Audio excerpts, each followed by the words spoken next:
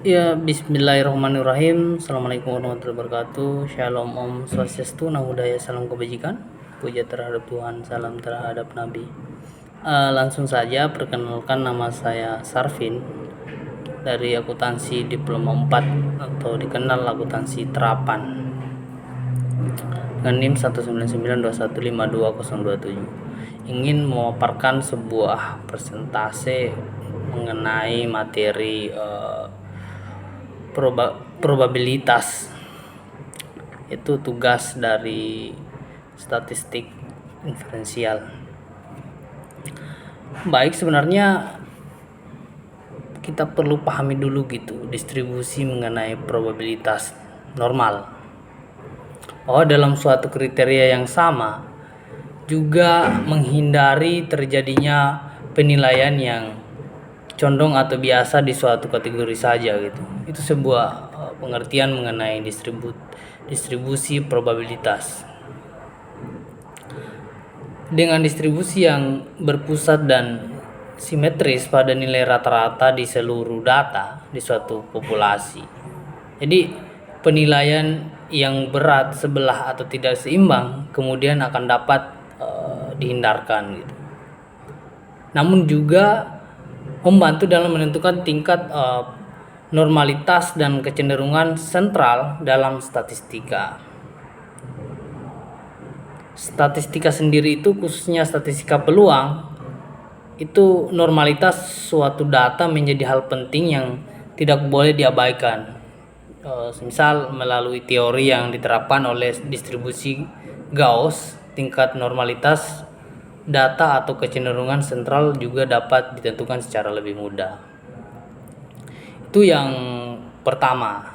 Tapi yang lebih nomor 2 mengenai persoalan parameter distribusi probabilitas normal.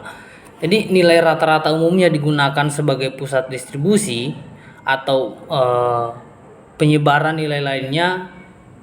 Nilai ini kemudian akan menentukan lokasi titik puncak dalam suatu kurva launching gitu.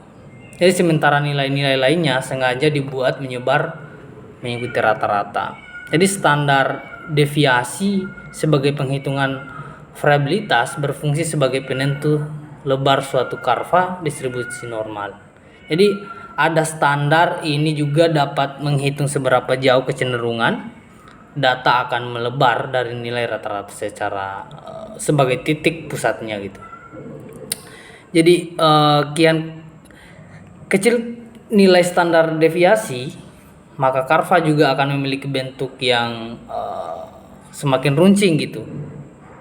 Selainnya itu, standar deviasi juga berfungsi untuk menggambarkan selisih umum atau jarak antara mean dengan data lain yang diobservasi.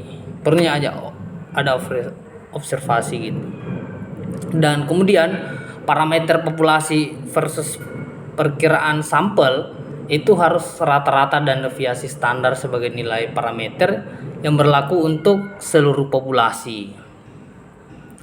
Jadi pada suatu distribusi normal, ahli statistik juga menandai parameter dengan menggunakan simbol Yunani gitu untuk mean populasi dan O, atau kita kenal sigma atau MU. Namun parameter populasi umumnya tidak diketahui karena secara umum tidak memungkinkan suatu untuk mengukur terhadap keseluruhan populasi. Jadi pada sebuah sampel atau contoh acak untuk menghitung estimasi parameter ini juga dapat digunakan atau melalui ahli statistik yang merepresentasikan estimasi sampel dari parameter ini juga menggunakan X untuk mean sampel dan S untuk deviasi standar sampel. Yang poin ketiga mengenai karakteristik distribusi probabilitas normal. Teori distribusi dengan nilai mean, kemudian median dan modus yang sama, karenanya sebenarnya distribusi ini seiring juga disebut sebagai unimodal. Karena dalam kurva distribusi ini juga dapat bersifat simetris dengan bentuk launching atau bell curve. Titik puncak kurva diantaranya adalah pada nilai rata-rata. Kemudian nilai ini sendiri berbeda di tengah kurva, sementara pada data distribusi terletak di sekitar garis lurus yang ditarik ke bawah dari titik tengah tersebut. Jadi mean atau nilai rata-rata dengan nilai standar divisi ini kemudian akan menentukan lokasi dan bentuk distribusi jumlah luas daerah di bawah kurva normal sendiri bernilai 1 gitu. Jadi yaitu diantaranya 1/2 di sisi kanan dan 1/2 di sisi kiri. Hal ini juga berlaku untuk seluruh distribusi probabilitas kontinu gitu. Jadi dalam kurva distribusi dapat disimpulkan juga jika setengah data populasi kemudian akan memiliki nilai kurang dari angka rata-rata, sementara sebagian lagi memiliki nilai yang jauh lebih besar, masing-masing dari ekor kurva ini di kedua sisi ini juga kemudian memanjang tak terbatas. Jadi dalam beberapa kasus perhitungan distribusi ekor kurva bahkan bisa memotong sumbu horizontal. Kemudian poin yang keempat mengenai aturan empiris mengenai distribusi probabilitas normal.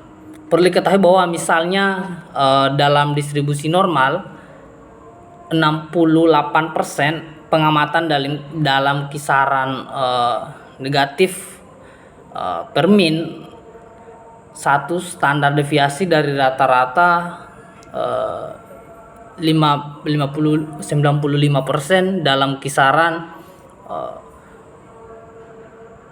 negatif per min 2 standar deviasi dan 99,7% dalam kisaran negatif per min 3 standar deviasi dari rata-rata. Jadi properti ini juga adalah bagian dari aturan empiris yang menjelaskan persentase data yang termasuk dalam jumlah tertentu.